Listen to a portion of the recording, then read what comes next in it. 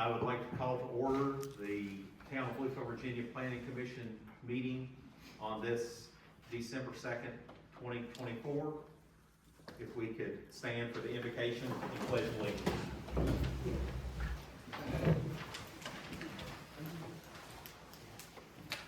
Heavenly Father, we gather here today as a community entrusted with the responsibility to serve and guide our town. We ask for your presence among us as we deliberate and make decisions that will shape the future of this place we all hold dear. Grant us wisdom and clarity as we consider the facts before us. Help us to set aside personal biases and to listen with open hearts and minds. May our discussions be respectful, our decisions well informed, and our actions guided by fairness and integrity. Bless this meeting with unity and collaboration so that the outcomes reflect the best interests of all. We ask for your grace as we strive to do what is right and just in service to one another. In your holy name we pray. Amen. I pledge allegiance to the flag of the United States of America and to the republic for which it stands, one nation, under God, indivisible, with liberty and justice for all.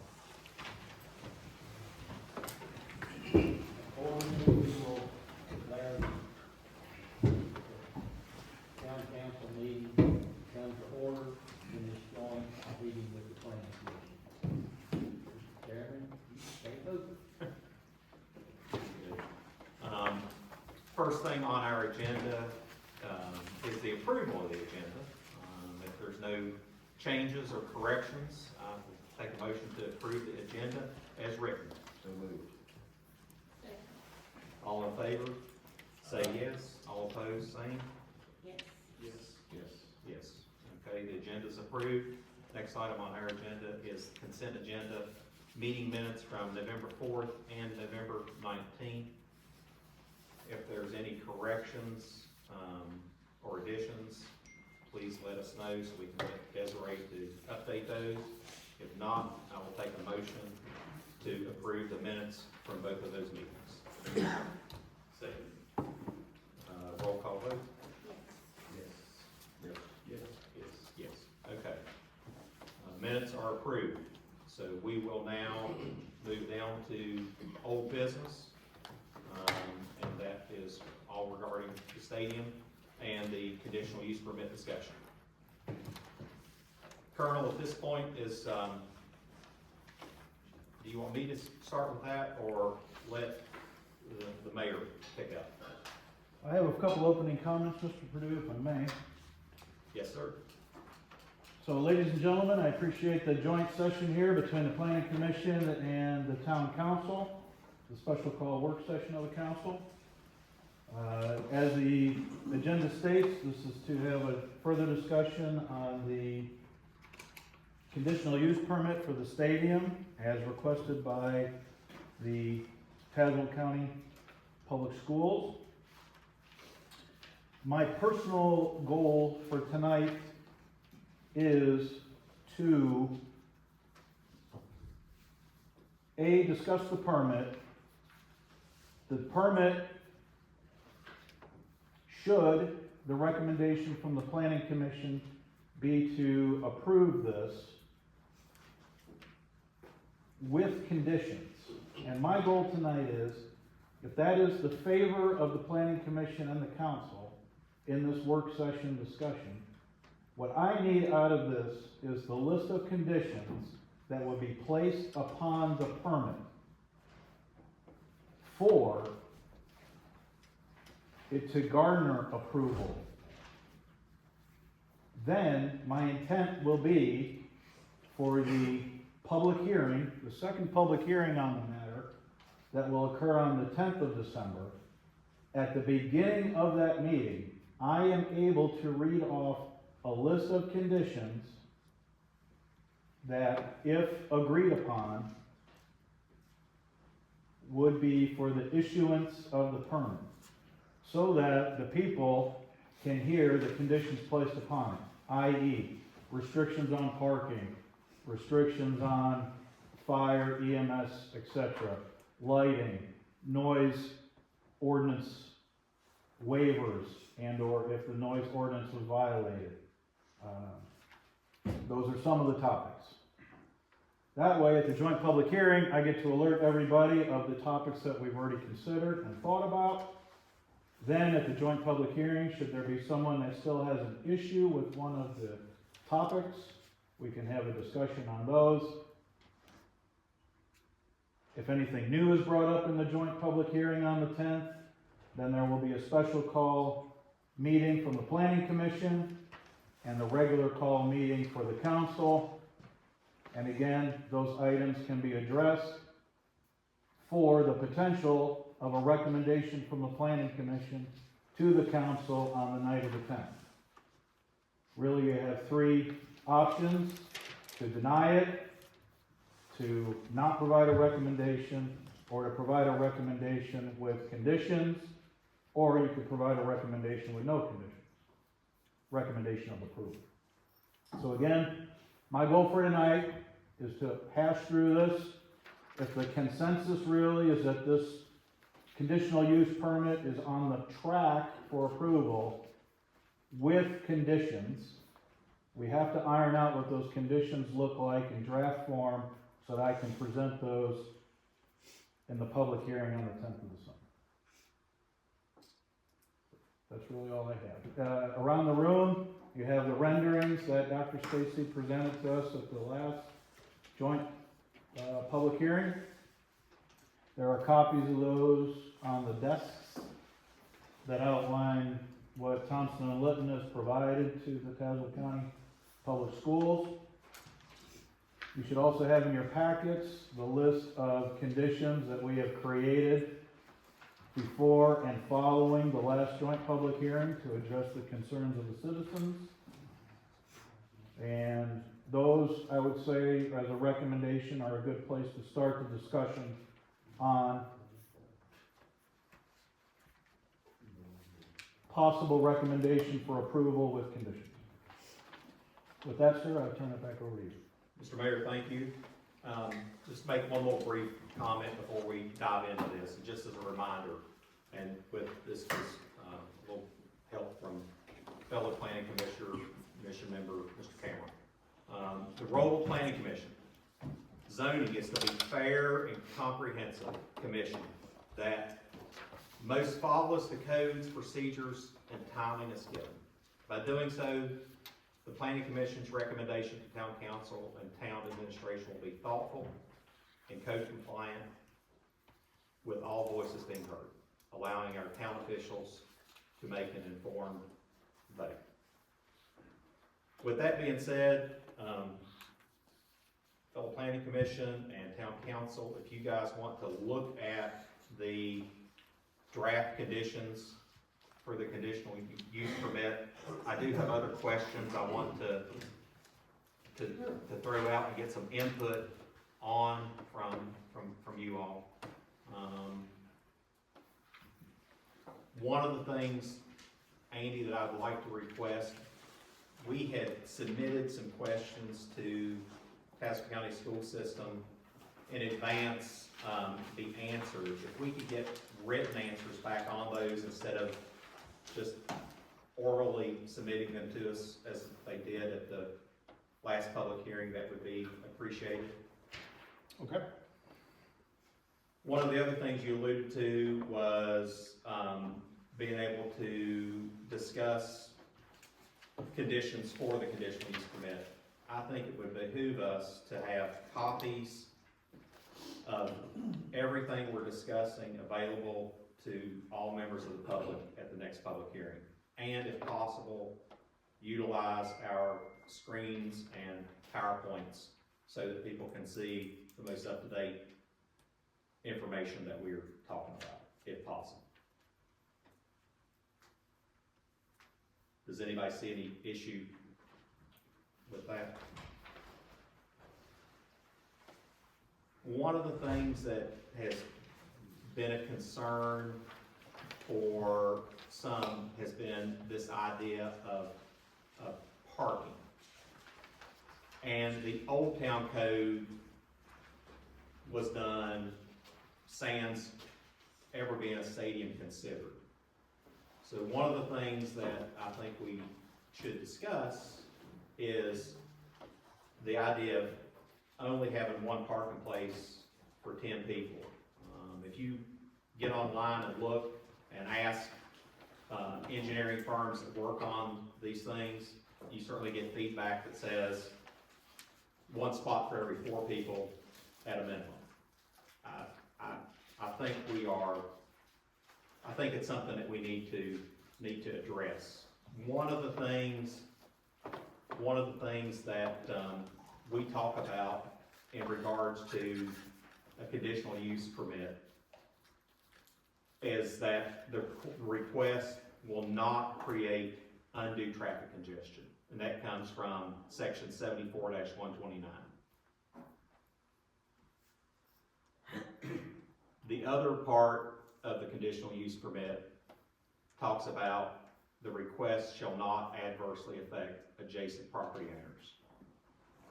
And I think those are a couple of things we've got to, I welcome feedback on to try to have or see if there's anything that we need to do in our conditions for the conditional use permit.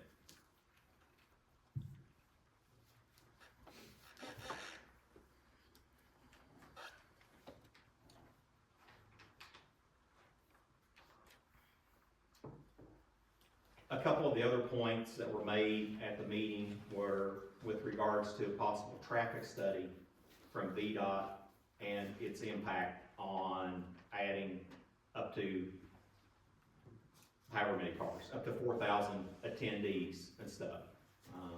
I don't know if that's a possibility or whether VDOT can provide us something with regards to that, but I think that is definitely a concern, especially as the conditional use permit talks about undue traffic congestion.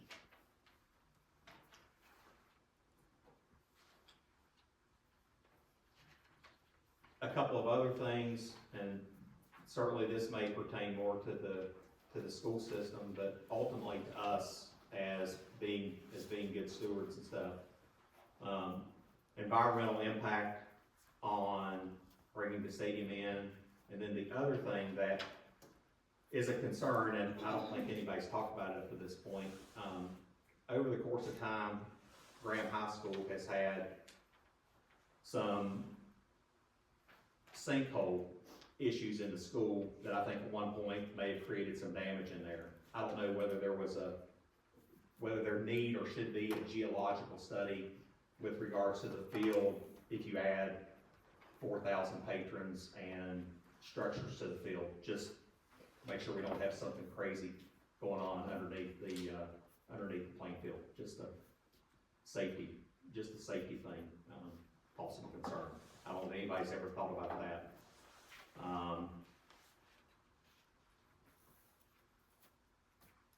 On those conditions for the conditional use permit, do we have other comments from Planning Commission or Town Council, or any comments to the questions that I raised?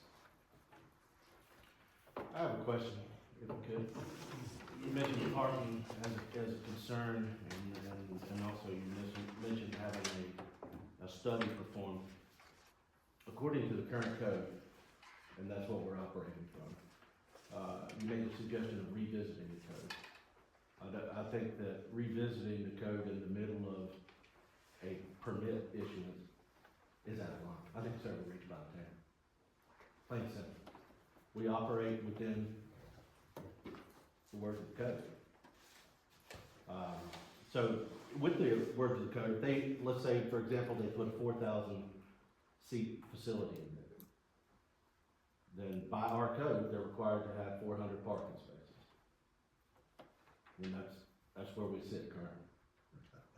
So I don't know what else we can do. It seems to me like some of these concerns are arduous and constitute overreach. That's my opinion. I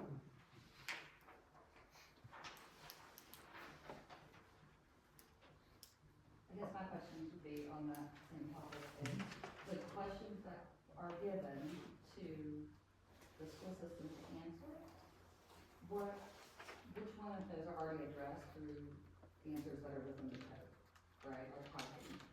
Parking is regulated by the code, which is really the zoning administrator would work with the permit requester, right, to make sure that those things are taken care of. So I don't have a list of the questions either, of what's being asked, but I guess, is there, through the zoning administrator's minutes, like, which one of those are already taken care of through that? What is the exact number of parking at the school? If you take the school and where the buses park, what is the true accurate number, what's that number?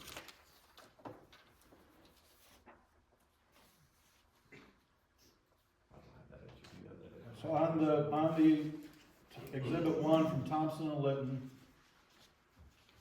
listed existing parking 227, ADA parking 2, proposed and existing parking to be expanded to 383. Required ADA of 8, but proposed ADA of 9.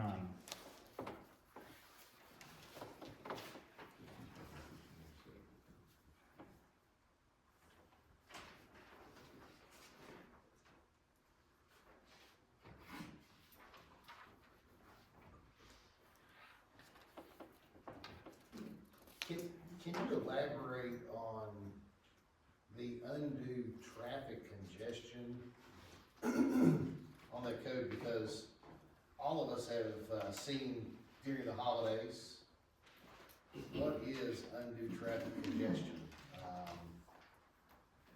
You know, if you go past any of the shopping plazas, if you go anywhere throughout the town, traffic is congested at certain times of the year. Prime example is this morning.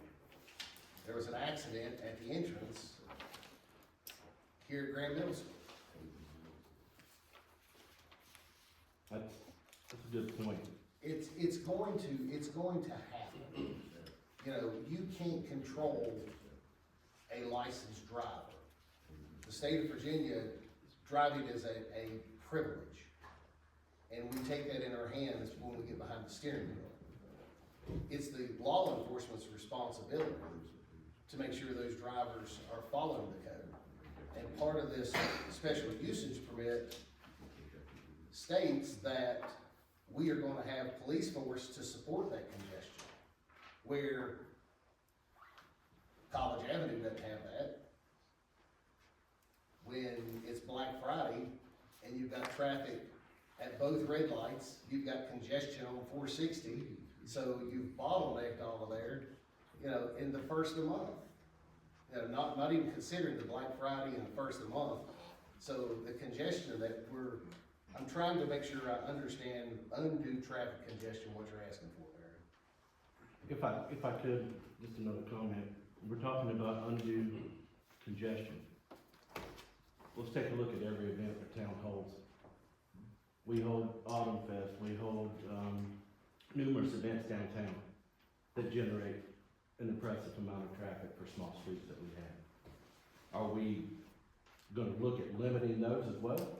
So, as it pertains to Well, section let me- 74-129, Let me that's finish. where that data comes from. I understand that, but what I'm saying is, the traffic and that we generate from these other events, and we do it on a regular basis. We block streets.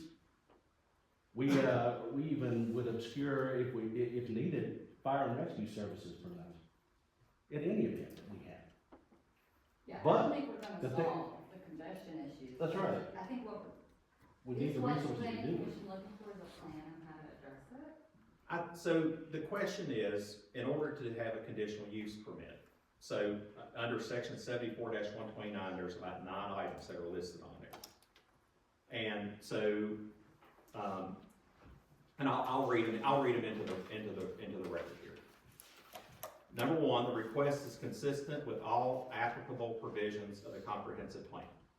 Number 2, the request shall not adversely affect adjacent properties. 3, the request is compatible with the existing or allowable uses of adjacent properties. 4, the request can demonstrate adequate public facilities, including roads, drainage, potable water, sanitary sewer, and police and fire protection exist or will exist to serve requested use at the time such facilities are needed. Number 5, the request can demonstrate adequate provisions for maintenance of the use of the associated structures. Number 6, the request has minimized to the degree possible adverse effects on the natural environment. Number 7, the request will not create undue traffic congestion. Number 8, the request will not adversely affect the public health, safety, or welfare. And then the last is the request conforms to all applicable provisions of this chapter. So the question is, when we're looking at this conditional use permit, is if we bear that in mind, and Andy and the town certainly has some ideas on trying to help alleviate it, but it certainly is a concern that I think, bears discussion, not only from us, but from you guys, because I think. What would prove that? So what would prove that all of those things are check marked, I guess, from a planning commission's perspective? If you were gonna be the one that say, yes, this is good, let's move forward, what proves all of those things are taken care of? I mean, I think we have to take the plan, the draft conditions, and like, we've got, do you guys have a copy of the draft conditions? All of them, that's it. I think so. You have a zoning administrator knows, is that it? Or is it more than that? Yes, correct. I think we just have to read in there, and look and say, hey, does A through H satisfy everything under the conditional use review and stuff? Are there additional things that we're looking to add to the language and stuff before we have the next public hearing and stuff? That's the idea. Like, the draft conditions are in there. I think our goal here tonight is to refine those conditions, and look and see how we need to tweak or what we need to do to add to those conditions. One thing I do think needs to be modified based off of the attendance information that Dr. Stacy gave. One of the things that Andy suggested and Nathaniel suggested early on was letter D, where a member from Tazewell County School System must coordinate with the town for all events that are scheduled to solicit, and early on we had a note in there for possible 2,000 spectators. I think it would behoove us to drop that to 1,000 spectators.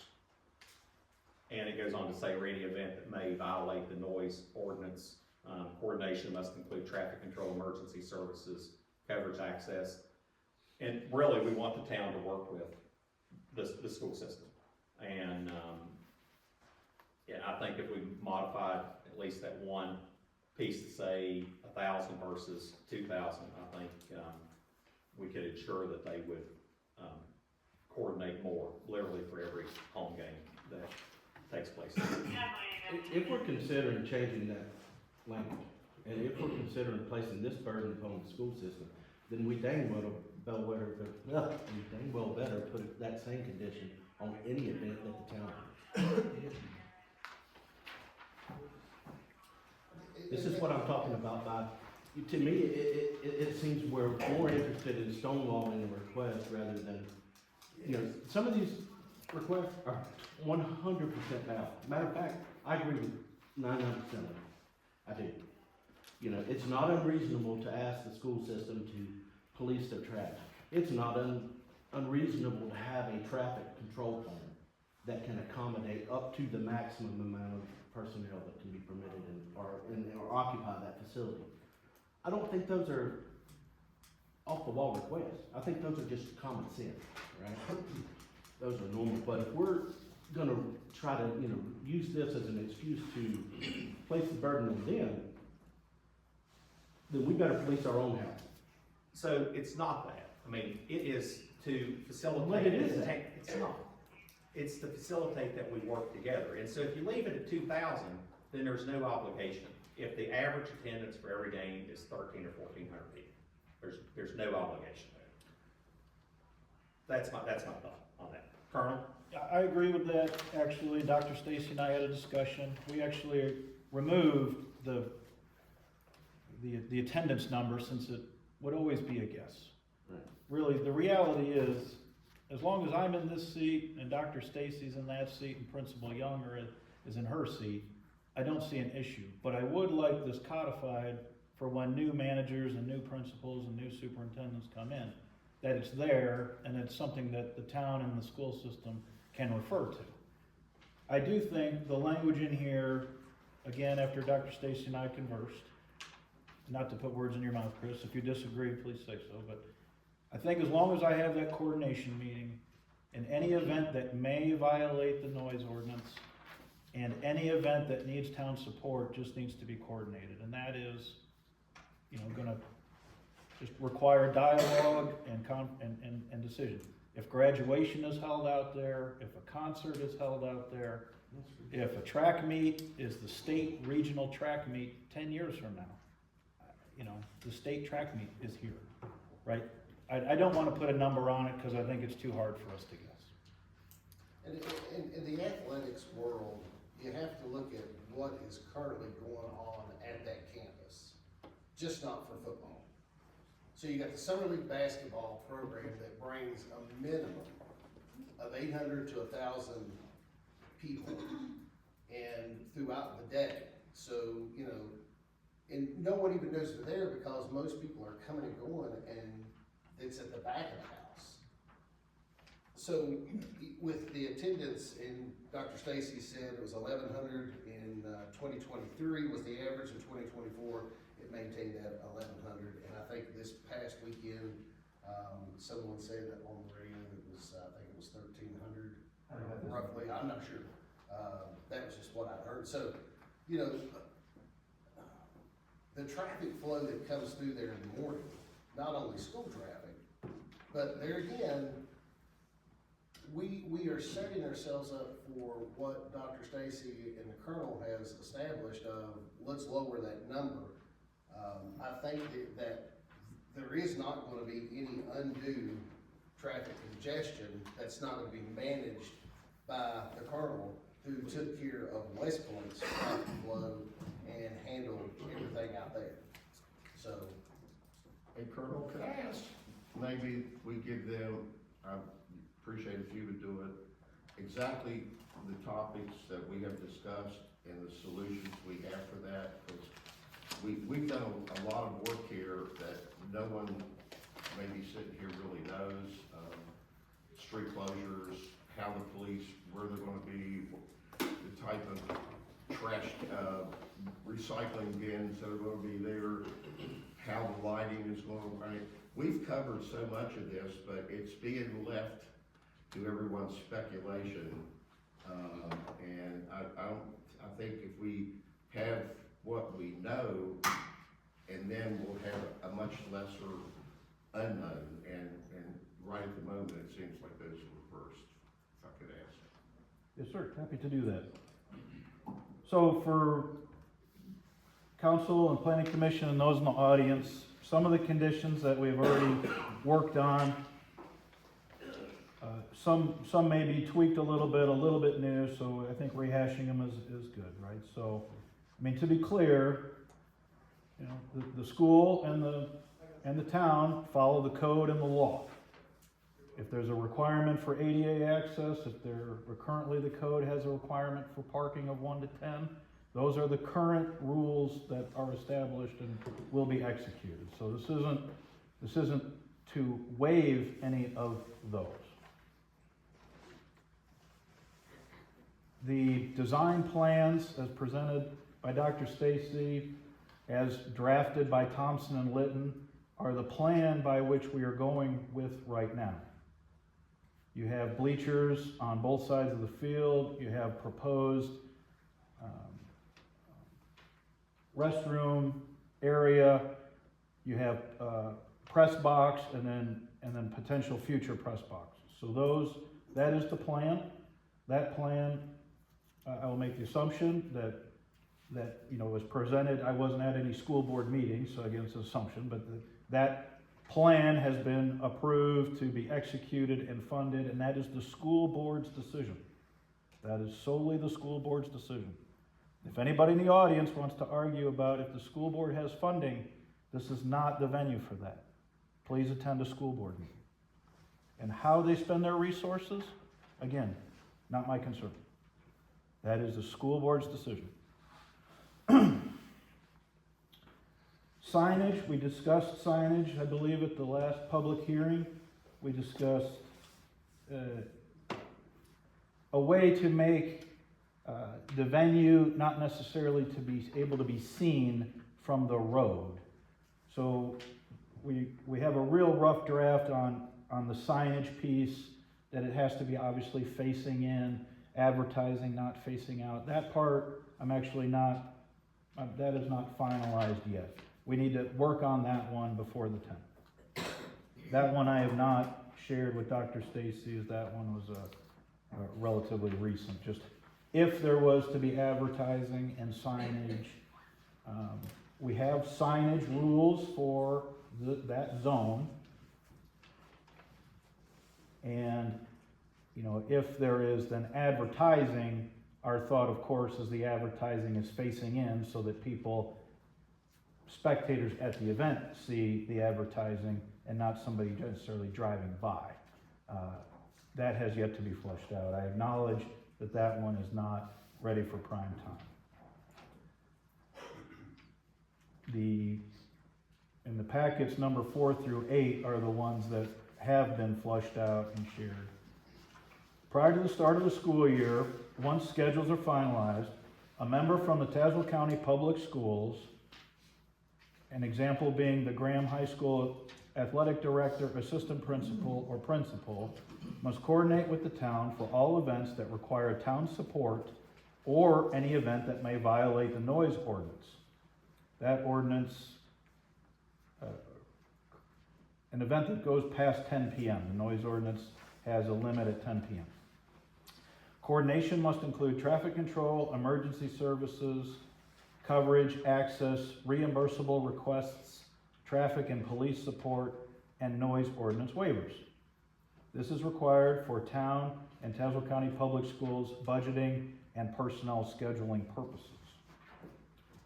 Next point, during mutually agreed upon events where traffic may obstruct emergency services, a traffic plan must be established and coordinated so that emergency access to all dwellings surrounding school property and school property itself is maintained throughout the event.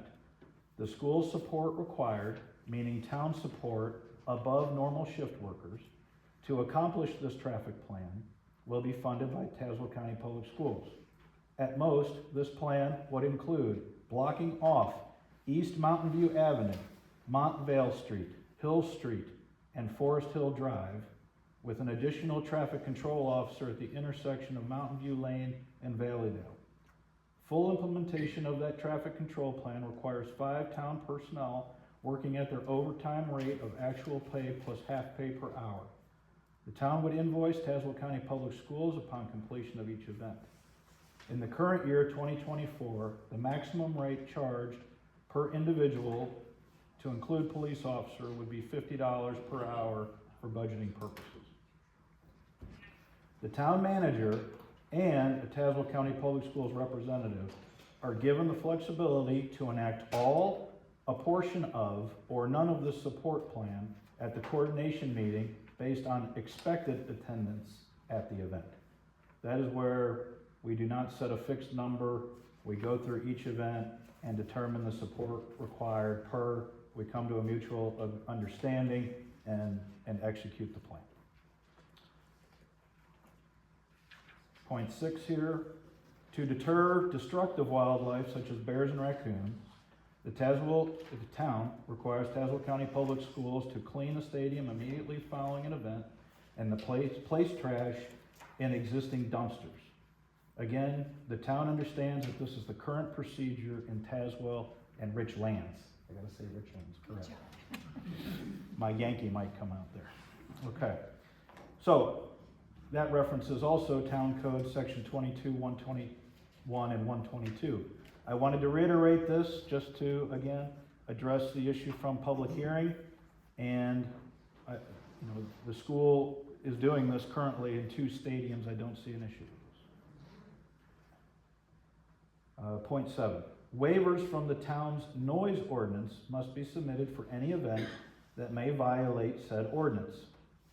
Town Code Section 30-256 through 261.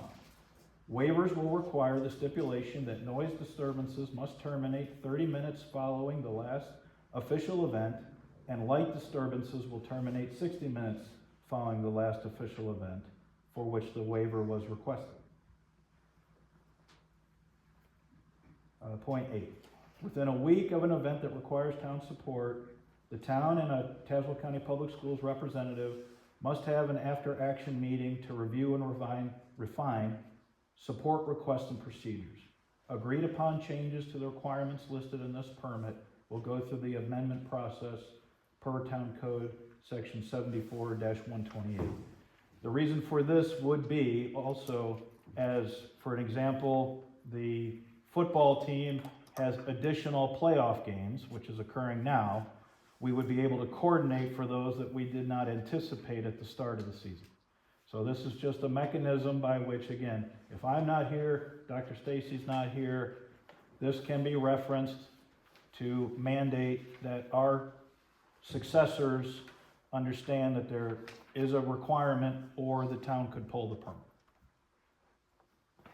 And on signage, it's on Valleydale where you can't pull cars in, on the grass area, which may affect traffic flow. That would be a no parking, no pedestrian.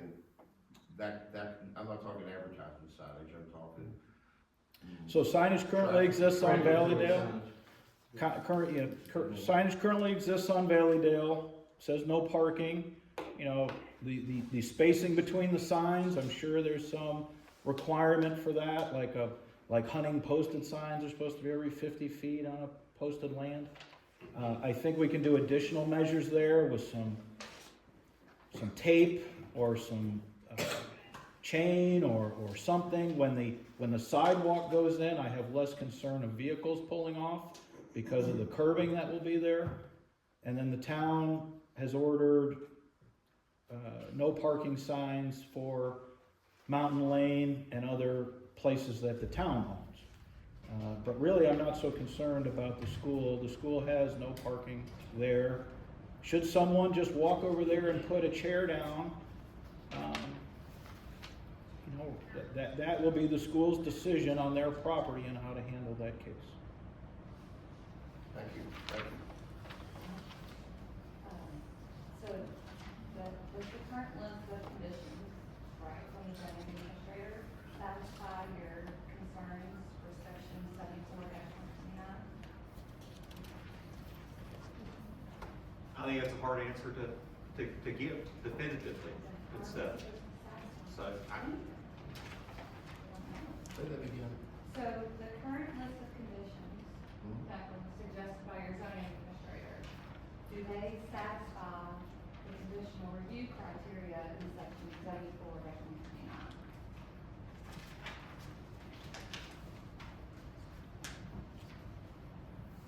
I would have to say yes, from my perspective.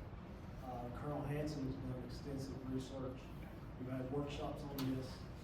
He is a graduate of West Point. He specializes in traffic control. Am I correct in saying that? We had a 40,000 seat stadium and had to have people in and out within about 2 hours of the game. So we got him and our disposal. I recognize everyone's concern with traffic, but again, having him specializing in traffic control is a plus to help drive this forward. Is it going to be some congestion getting started? Yes. I think we will develop a pattern. I think this is a growth opportunity for Grant in Bluefield, Virginia. And if we want to grow, we need to proceed. And we've done, again, extensive workshop to try to cover everyone's concerns. And that's what we're trying to present now, is those criteria, those conditional conditions, so we can get this permit sent forward to the council so they can vote. If I could, at the last, joint meeting that we had, for the public hearing, excuse me, you know, there was a lot of, concerns brought forward, all valid. You know, we talked about, you know, the emergency services traffic plan, there were questions and concerns about the NORS ordinance, light pollution, on-street parking, trash, wildlife, you know, the sidewalk and the pedestrian traffic and the signage, on the front facing, facing 720. I asked the question, was there anything that was brought up or that wasn't brought up as public concern or anything additional at the time? And the response I got was, yes, there are new concerns.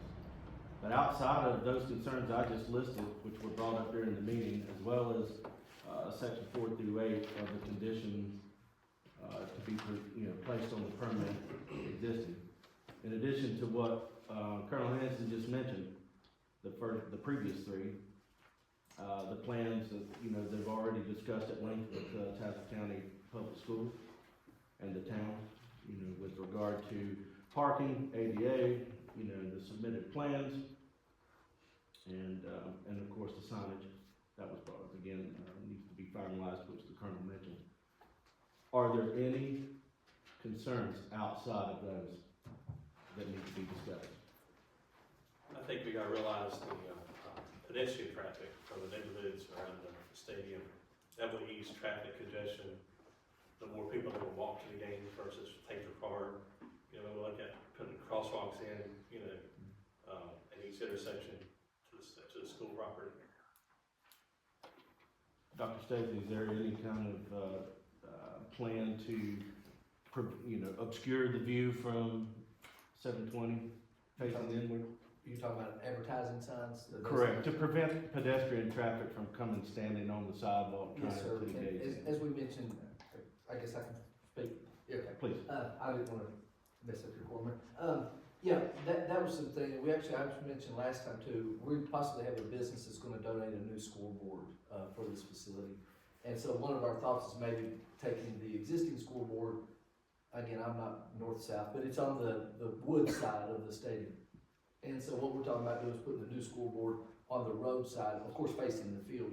That would obscure a large section. And then, as in other stadiums, if we sell signage, they're more on the cloth, that kind of signs that can be hung on the fence. The advertising, the brand name would face inside, so spectators would see that. And if we're fortunate enough to sell like they have in Tazewell and Richlands, you're gonna obscure the majority of that fence line.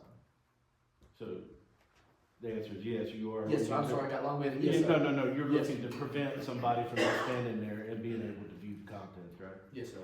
And we talked to, Colonel and I talked, and again, and I know he gave a timeline on the sidewalk. We both agree, once the sidewalk comes in, as far as vehicle traffic, that's probably gonna be nil. But again, people walking, trying to climb our fences, we'll deal with that on the school side.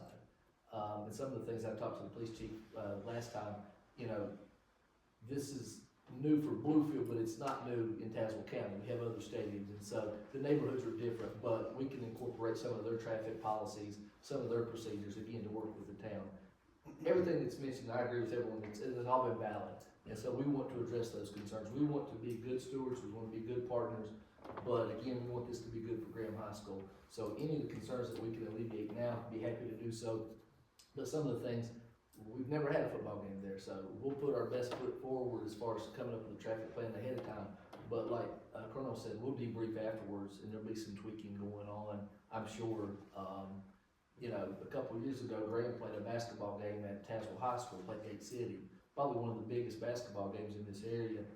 They had not had basketball traffic like that in Tazewell. So after it was over with, they came up with new designs and new thoughts about what to do in future events of that size. So again, there'll always be some tweaking and looking back to see what we can do better. I think with respect to the town's cooperation, there's nobody more qualified than Colonel Hanson to put together any type of emergency or traffic management plan. This is not his first rodeo. Yes, sir. He told me. And the size and magnitude to which he's accustomed to doing that, he is well suited. Yes, sir. And he is well qualified, so I have no concerns there at all.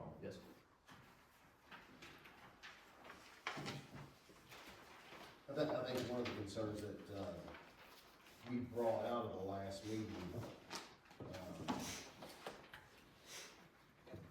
was that the phases, still tonight, we see what it's gonna be, but when is it gonna happen? That's what we were asking for, was a timeline of the first section of bleachers, the restrooms, and that's what we were wanting answers on, was that.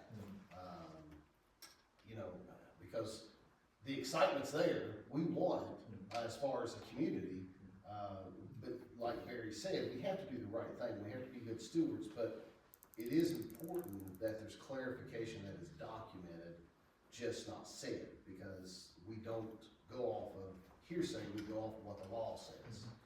So I think by putting this special usage permit in place, out of the last work session, like Dr. Dale said, there was no questions left uncovered out of that work session, none. The questions that were brought out of the first public hearing were addressed, and Colonel Hanson has responded to those. Barry has brought up the point about the two codes, one being the undue traffic congestion, and I feel like that has been answered adequately, which will fall into that special usage permit with the direction of Colonel Hanson and his professional skills of handling crowds. The next one was the properties. I think that it's clearly been stated by blocking off these streets and having the authorities there is going to stop that from happening. You know, I feel like that those two things that Barry was asking for have been covered and will be detailed out to where both you and the town can gain agreement together. I have another question. You talk about the phases. Maybe it would be a good idea for either Andy or Nathaniel to talk about the certificate of occupancy process Yes. and how that works, so that everybody can understand it. You know, the town is involved in that. Right. Go ahead, Nathaniel. You want to talk about it, or Andy? How that works, I like? don't know exactly what the process is there, because that's issued by a building official. Okay. I We'll mean, just do that. as far as I understand though, a certificate of occupancy would have to be issued for this, project, and the certificate of occupancy would not be issued until the project is completed. Unless there were actually stages where the project could function in its state, then a certificate of occupancy could, I assume, could be issued at the time. And then, more things could be built, and then a different certificate could be issued after that. But it would be the responsibility of the building official to ensure that the site is adequate, and up to the building code before he would issue a certificate of occupancy, during those phases. For the general certificate of occupancy means that's when you're allowed to have people inside to actually have an activity, right? Be able to have a football game. And so basically, when Chad was the zoning administrator, I had a project that I was over, for, the leased property at Grand Rec Park. And in order for Chad to sign off on it, he required certain things. And once those requirements are met, then he signed off on it. So there was certain requirements that was met when you all built the outdoor learning facility in phase one. Phase two, the occupancy will come just like Ms. Roberts said, once that project reaches that point that he can say, okay, you can occupy this part of the phase and go to the next phase. So it is a continued, it moves along, but you have so many phases that will take place in this entire project. So the occupancy can be done at multiple times. Are you still working on, Dr. Stacy, not using that in 2025? Because that's what you said at the Well, last meeting. again, that's our thing, because, again, engineering's been completed, and that pumps and lit on the bathrooms, restrooms, and those things, but yeah, so that was our thinking, was probably, as someone mentioned, phases, probably our next phase is lighting, and then the visitor bleachers, hopefully could have that in place by this summer.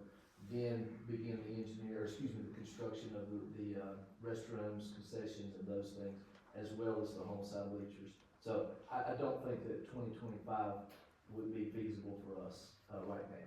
And I thought that's what you said, and I wanted you to say that just so that things that we're trying our best to get right based on what we've heard. And in this rush to get it going, I totally understand with it not being 2026 before you see us using that. For football games. Right. Now, we would like to, we anticipate using it for track, this year. If we could get those bleachers up, would really like to get some soccer games played there this year as well. But again, it's gonna be weather, it's gonna be all those things. Again, your sign off will be the first step. But then we think we can move relatively quickly on lighting, and visitor bleachers. Yeah, that's all we were trying to do, was just get as many concerns as we've heard answered. And I wanted everyone to know that a lot of that has already taken place. Yes. So, and the colonel expressed that, and you're well aware of that, so. Are there any other questions with regards to the current list of conditions that Andy read off earlier, that we need to add or modify?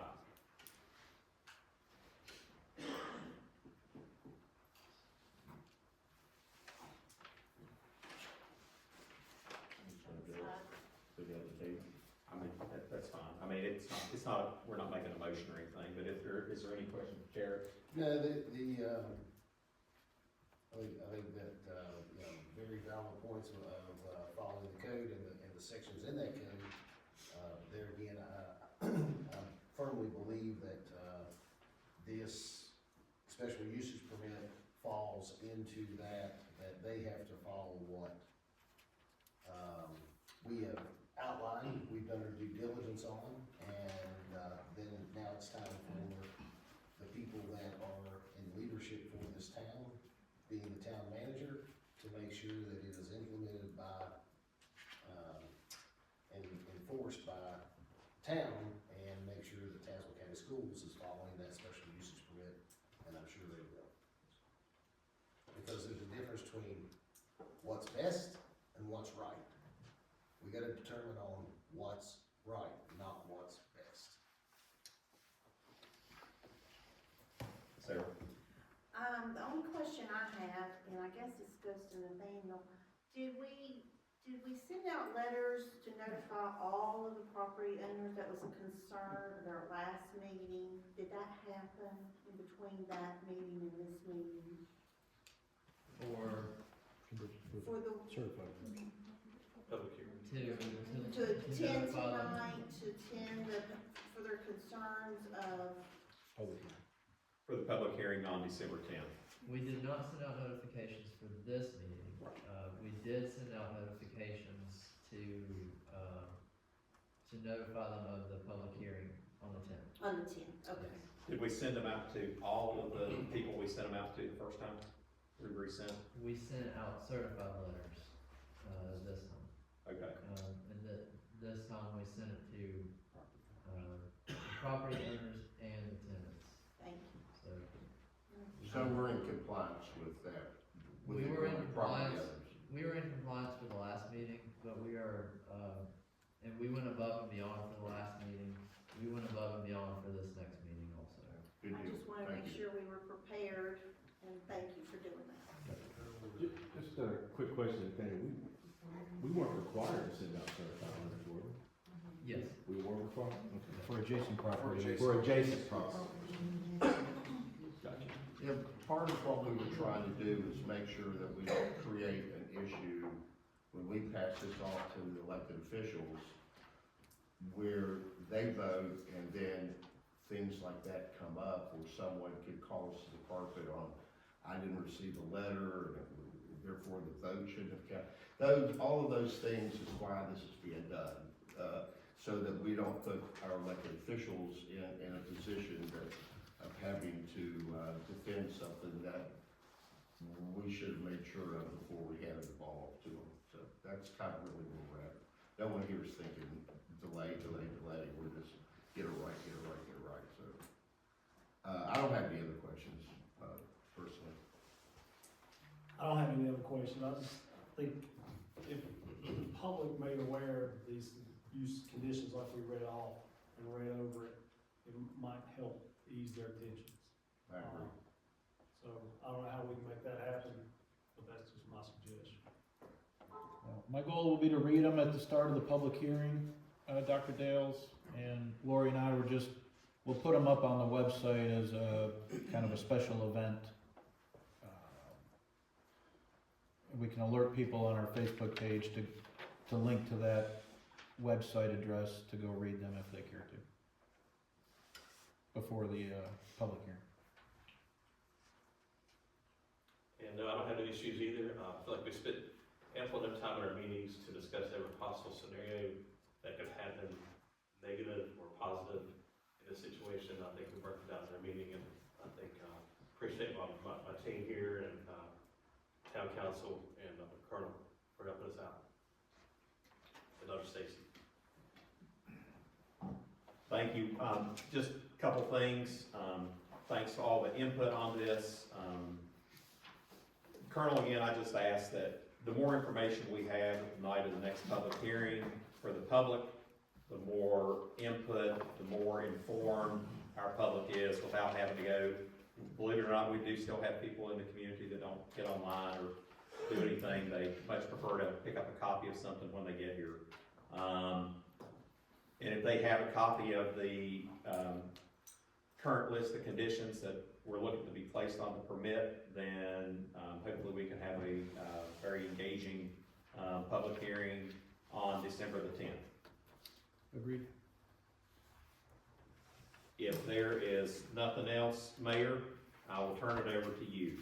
Mr. Chairman, I'll just say, Harry, these are just proposed. They have to be voted on and enacted for the special use permit. Two things. Number one is a special use permit. Number two are the conditions.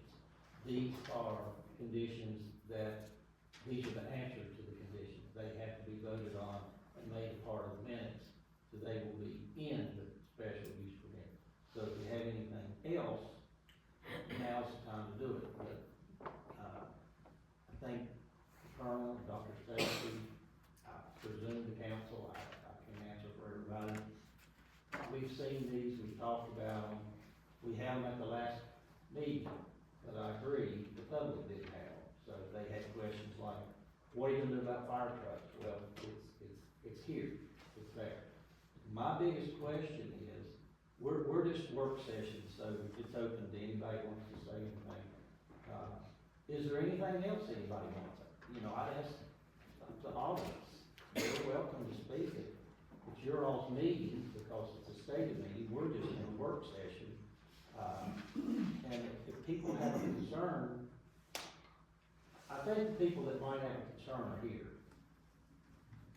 The ones that's gonna show up on the 10th, they may have something too, but if you have a concern tonight, and there's no bad concern, maybe there's a concern, are you gonna allow animals in here?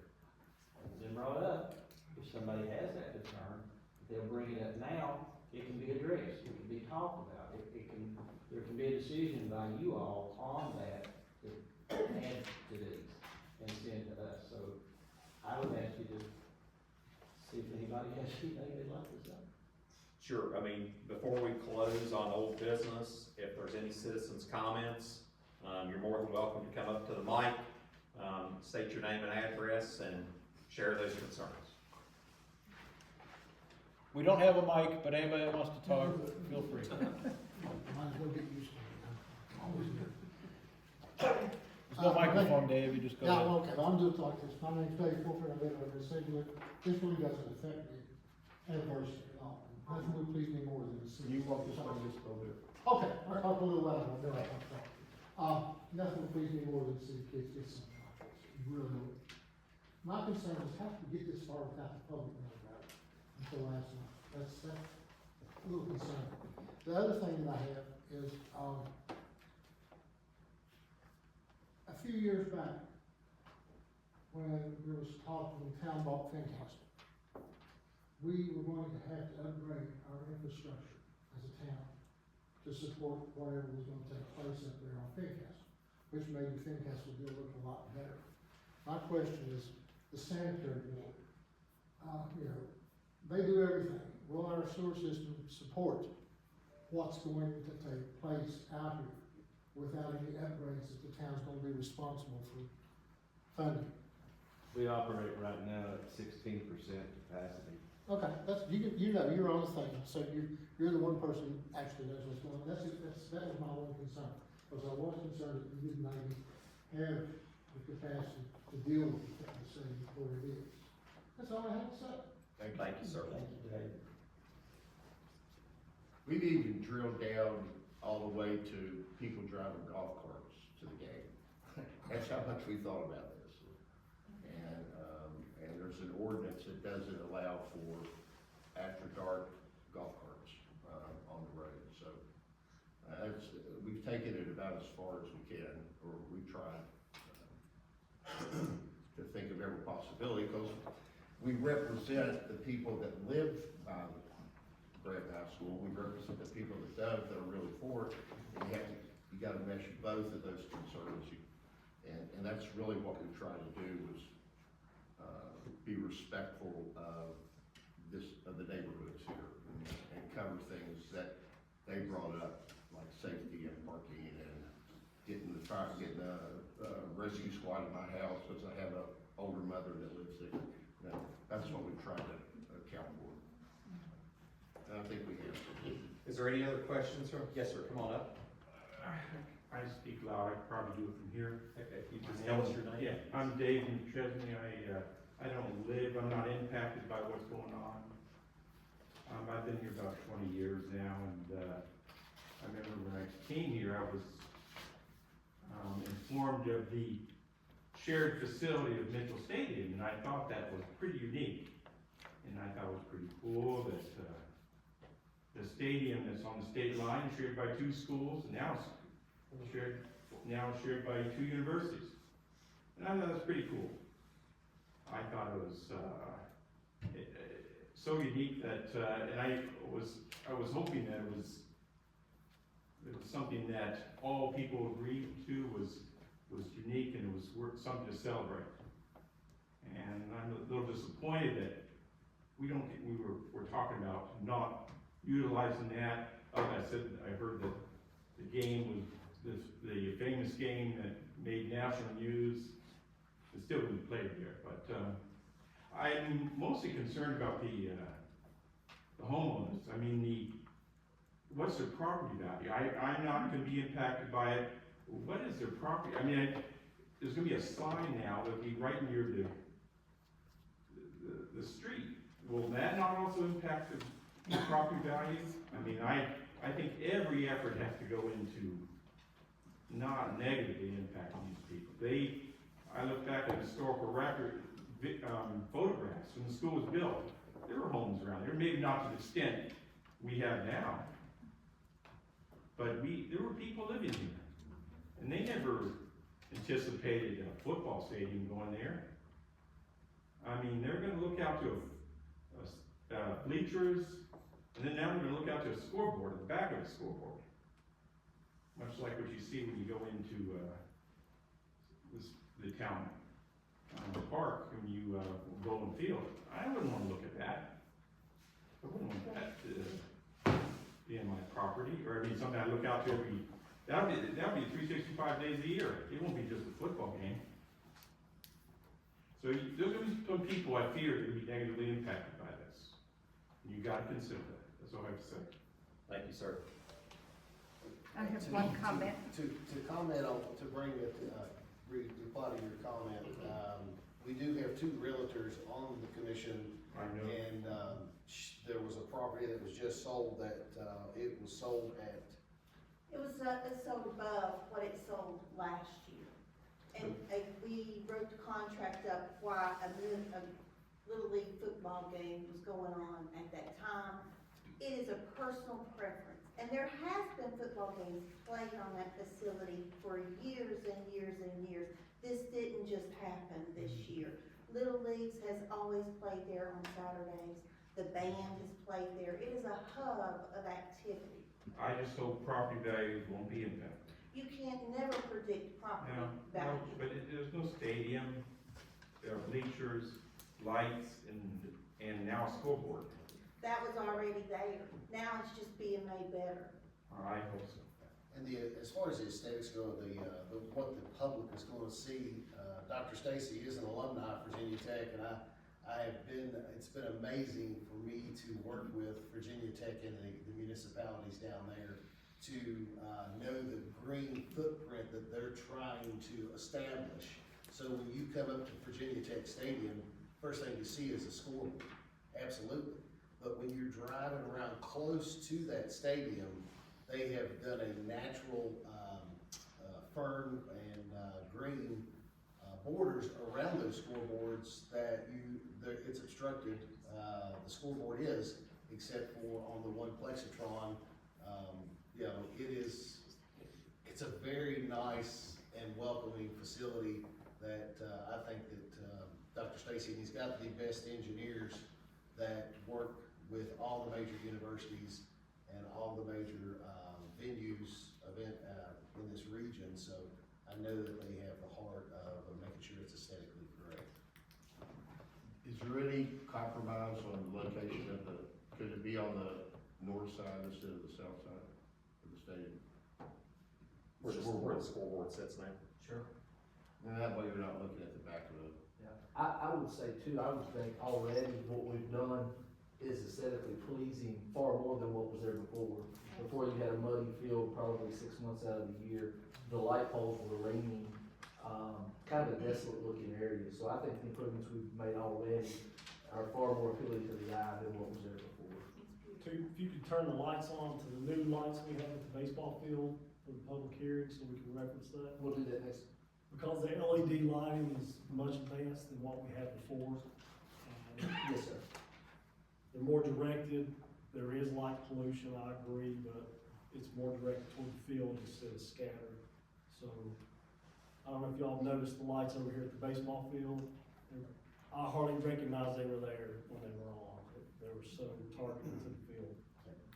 And I've worked directly with two lighting manufacturers, and there's a certain candle luminaries that are required by the VHSL and the National High School Association that if you have lights, they have to have so much candle. But these manufacturers have created such a non-shadowing. Mitchell Stadium's lights, even though they're new, it's really not what you're gonna see over here. I can assure you of that, because once you see, and the Little League facility has that, at 2, and by this time next year, we'll have the other 2 fields done. But if Chris or Randy can get those lights on, you will not see, the street lights that's out here now will be more light reflection than what you'll see from the stadium, from the fields. But yes, I'll have those on. I have one question. Thank you, sir. I'm the house that lives in front of the back of the slide. And if at all possible, think about changing it to the other end of the field or some other direction rather than square in front of our houses. I'm sorry, say that again, ma'am. Your sign, your time clock, Yes, ma'am. it's gonna be directly in front of my house, my 2 neighbors on each side. And would it be possible to relocate it somewhere else? Yeah, I mean, it's not located anywhere, and the only reason we talked about, maybe putting it on the roadside was to block people parking or looking in. That was the only suggestion of that, because, excuse me, currently all the electricity and electrical is there for the current scoreboard, which is on the other side, the wood side. Well, as he said, it's gonna be 365 days a year that we're gonna be looking at the back of that sign. Okay, yes, ma'am. Listen, we're open to all kinds of things, yes, ma'am. So that would be appreciated if you would take another look at that Sure. location. Yes, ma'am. Thank you. And like I said, the only reason that it was brought up was based on suggestions about blocking the fence line. And I'm Charlotte Purdue at 217 Valleyville Street. So that is a concern of us directly affected there. Yes, ma'am. Thank you.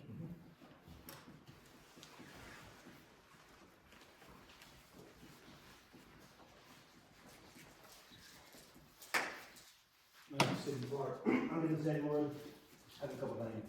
If any of y'all want to dig up here, go to Little League Field, I'll show you the lights, if y'all wanna go up there, you know, come outside the field or inside the field, it ain't gonna bother nobody. If it's bothering you, put the little shrubs up, still got 6 trees in front of there, the shrubs are really, wouldn't bother nobody. Talk about trash, last time. Okay, for the last 13 days, I rode around the neighborhood on the backside. That apartment back there got trash everywhere. For 13 days straight, I was right here. Talking about trash about the football field and stuff. How about that? How about the owner of the apartment back here? That's trash. His old people's yard, got a big old barrel, rolled down the road with a set road barrel, back to my yard. Are we worried about our trash? Talking about sidewalks. Okay, I'm 15 feet from the Valleydale, go back, you mark it off. You get 60 cars parked in the grass and 70 cars on the other side. If you go back 15 feet, so it ain't no Valleydale. That's more than what? 300 and maybe 75 more parking places? Noise. Thought about all the noise stuff. Like somebody said earlier, they've got, I've heard 2 or 3 people talk about, they live down there downtown, all the music is playing, that's noise. That's more than 5 or 6 games going on here. So, I think if you have a family member that's on the board, and you got an immediate family, that you should accuse yourself of this, because I know if I had a family member, I'd be thinking about my family too. I think you should set aside, let other people vote, and then the council members step up.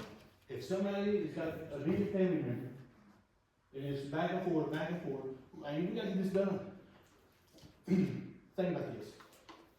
The first thing to go is schools. If we don't better our schools, and the schools are gone, what's next?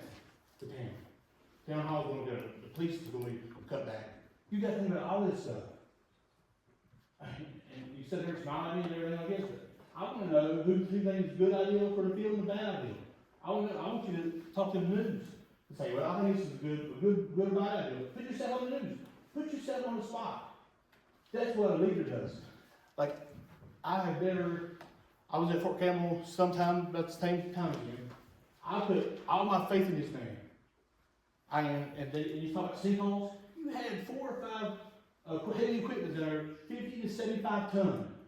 And you think they're running over that field and they're about sinkholes? I think the engineers did everything about that. So we want to keep back foot and everything, trying to wait this day, what is it, 31st, no, just push it back to tomorrow. No, until 31st, I think y'all get to vote. If the 10 of you don't vote on it and don't pass, then the 31st. Let's get to it. I said that's time. And I know you're looking at me, and I'm looking at you, because we talked last time. We did. We did. And we had to come to a conclusion. And y'all sit here and bring more ideas. Okay, you give every idea, and you come up with more ideas. So who is for it? And you don't have to say it, but if you're man or woman enough, who's for the field? I want to know. Here's the news. Who's for the field? So Mr. please Clark, that's really understand, nice. we will take everything up at the next public hearing on December the 10th. And then we can come back there, like, it's open. Did you say that, Mayor? It's always We can come been back and watch open. this city about? It's 100% open, and always has been. All right. No issues at all. We don't do closed meetings. And it's a little hard to tell somebody. I know it's gonna be a win or lose no matter what. It's gonna be fuss and fighting about it, but this is best for our future. And I don't have a kid that plays football or plays soccer. I don't play softball. And I don't either. And one other thing. Me and J-Rod, we had 6 tournaments. Last year before last, over 2,300 kids, or people. 5 of us ran, how many, was there 5 of us? And you been to the Little League, but how's that park at? And we got it smooth. Right, Ron, is that right? We did. But if you look after this, follow me to the Little League, and I'll show you, turn the lights on, you'll see the lights. None of them are outside, all of them track to the inside. So then you can see the light system be done for it. Thank you. Thank you.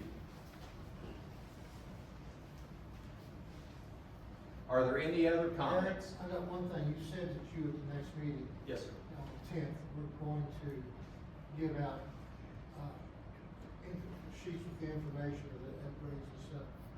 If that's the case, I don't know that at the next one meeting, that the folks that's going to impact are actually going to have time to evaluate them. Would that not call for a third public hearing?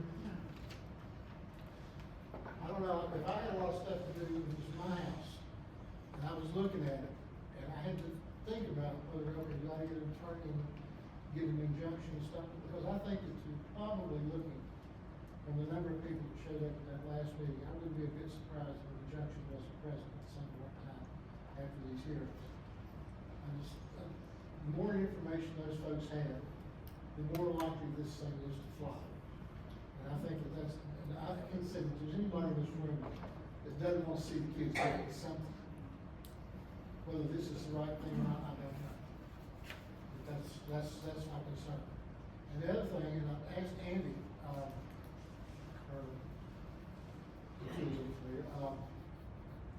a long time ago, when Mitchell Stadium was established, it was left to both Bluefields. What is the status of that now?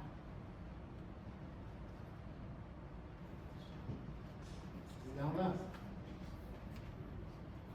It's basically, as far as this planning commission is, that is irrelevant to the decision. I'm sure that it is relevant to this decision, but it's something that we should have considered somewhere along the line. Are you talking about who owns Mitchell Stadium? Yeah, we actually own half of it.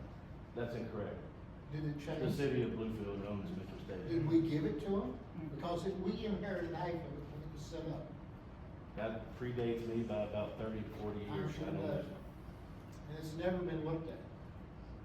When it was given to the two Bluefields, Bluefield, Virginia was a little one-home community. We did not have the resources to deal with it. And quite frankly, I think we just sort of turned it over to Bluefield and let them do whatever they wanted to with it. Ownership lies squarely with the city. Maybe not, unless we just gave it to them. No, That we was my certainly don't. point. We should celebrate the uniqueness of Mitchell Stadium, that it's on the state line, two schools, four including universities, 4 institutions that use it. That's something to celebrate. I hate to think that, that we're pulling away because we feel we were slighted in any way. Why don't you work it out? Oh, we got a $70,000 bill the school system Well, has to pay. yeah, but the field does require ultimate replacement. It's wearing out now 4 times as fast. Okay, nothing. Thank you, guys. Sir, I think you wanted to speak. Yes, I would like to speak. My name is Eric Budner. I've resided in Double Gates on and off throughout my whole life. I've resided on Fincastle Lane, on Meadow Street, and for a time on Valleydale. I didn't want to speak tonight, but I heard the gentleman say that the sinkholes don't matter. I can tell you personally that they do. Almost lost my father's lawnmower cutting the grass at Colonial Garden Apartments. He asked me to fill it in as a youngster. He said, just go get the dirt or the matter and fill it in. In the end, it's not me, not you that's gonna win, Mother Nature is gonna win. You ever heard that? That's who's gonna win. Whatever you do, find your friends, your engineers at Virginia Tech and have them put in the most green you can get to soak up the water. There's sinkholes all over it. I hope the board makes a decision for my neighborhood, Double Gates. And thank you for standing up and listening to the debates. I hope you do the right thing. The zoning, I'm not excited about it being changed and making exceptions. That's our neighborhood. It's been that way for a while. I follow came before this board back in the eighties and the seventies, just asking for non-apartment housings, and no one approved. Good luck. Thank you, sir.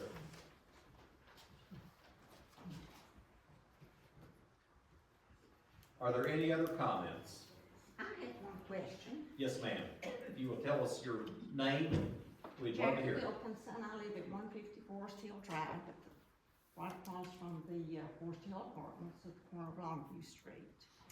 And we were talking about the games, possibly soccer games. Sometimes they play those on Sunday. Or will the, No, ma'am, Virginia High School League does not permit Sunday they games. will not permit any Sunday games? Okay. That's not just for soccer, that's for any Or athletics. There's a special condition, and you've gotta go through a lot of hoops to prove that you need to play on a Sunday. And I'm on the BHSL Executive Committee, and I've not seen a Sunday practice or game been approved. Okay. I know on the West Virginia side, I think they do. And, also, the other stadiums that were referenced, what type of acreage are those stadiums on? Are they located right in the center of a group of neighborhoods? We have a community of neighborhoods, the Forest Hill, all of the areas around there. It seems like it's a very small piece of property to put a large stadium on. And I've noticed where they worked on the field before, there's an area that's blocked off. It looks like some type of drainage. That used to be a practice field. I know they lost some of that to that drainage area. Can that be recovered, or is all that fencing going to be there? That's gonna be there, yes, ma'am. Those are the retaining ponds for the drainage, yes, ma'am. And what about coming down Hill Street? Come down Longview, you hit Hill Street. There's a lot of, some of that plastic stuff that blocks mud flow. None of that's been cleaned up. Is that in the? It will be. Anytime you do this kind of construction, you're required to reseed. And so until the grass is suitable, you'll have that barrier there to keep mud from running off. Once the seeding takes place, and it's been seeded and will be seeded again, once the grass takes root, then all of that will be taken down. Yes, ma'am. Because from my back deck, I looked straight east, looking down at the field. There was a row of pine trees that was all taken out. Will they be replaced? No, ma'am. None of that will be replaced, No. because that would block a lot of visual and a lot of sound. Those trees block a lot of sound as well. So, and I know during the construction or the revamp of this field, it was very noisy. We had a lot of dirt blowing, a lot of dirt came out on the streets from Hill Street. They cleaned some of it up. But that was, you know, anyone that's trying to keep their vehicles clean or concerned about the look of our neighborhood, if we have to go through this another 2 years, that's going to be, it puts a mental strain on the property owners. And I believe you referenced one of the, was it section 7? That you referenced one of the, conditions as far as the welfare of the property owners. I think that should be taken into consideration too, in whatever we decide on this. Thank you. I can answer a few of your questions, and I don't have any numbers specifically. I can tell you that both stadiums in Tazewell and Ridgelands do have residential homes either on the campus or near the campus, beside the football field. With Tazewell having more residences than Ridgelands, but there are residential homes on both campuses. As far as land disturbance, you're at a point now where if you put it in bleachers, you're pretty much looking at very minimal land disturbance. More of a concrete slab would be placed, then the metal bleachers will be erected. So that would not be the land disturbance that you saw with putting the turf field in, with all the grading, all the dirt and the retaining ponds, all that construction going on. You would not see that level of land disturbance again. Right, and, cause, the noise, of course, the little league games, you know, that was no problem. And, you know, the little guys get out there and play, and that was no problem. These large games, with the large crowds, I hope that you'll look closely at that noise. Yes, ma'am. Okay. And I will say this too, I'm not completely versed on your, noise ordinance, but I think it takes effect at 10 p.m. Unless there's a major injury or something that, most of these high school games are over with by 9 p.m. Right. And that would include, you know, by the time the noise ordinance would take effect, hopefully, we would be through policing the stadium as far as picking up trash, getting everything cleared out by 10 o'clock. When that would take effect, we hope the lights are off and everybody's gone. Right. So it would be a rare occurrence for an actual noise, and we'll file a waiver every time that we need to, just to be safe. But I think it would be very, very rare before it would actually be implemented, because usually these high school games on the Virginia side, they kick off at 7 o'clock. Mhm. And so, like I said, usually, by 9-ish, they're done. Right. So if you were looking at it, extending that, the time over past 10 o'clock, Well, past that noise. Yes, ma'am, I would work with Colonel Hansel to fill out, we would work to fill out the noise waivers, but as far as it actually having to be implemented, I would be shocked if it happened very often now. And can I say one thing for everyone? I'm the one that mentioned this as a community place, and I mentioned concerts. I don't want anybody to think that Graham High School has the Rolling Stones or somebody scheduled to come in. We were thinking more of a community event. I know in Tazewell and Richlands, they've had, church singings, they've had bluegrass and those things. We wanna work with the town to be, you know, part of your events coordinating. So I'm the one that said concerts, and maybe I shouldn't have, because it did scare some people asking who's coming to town. There's nothing like that. We're just saying we would be good stewards to work with the community to have some events that could be enjoyed by everyone. I understand. I know, they did roll in a band.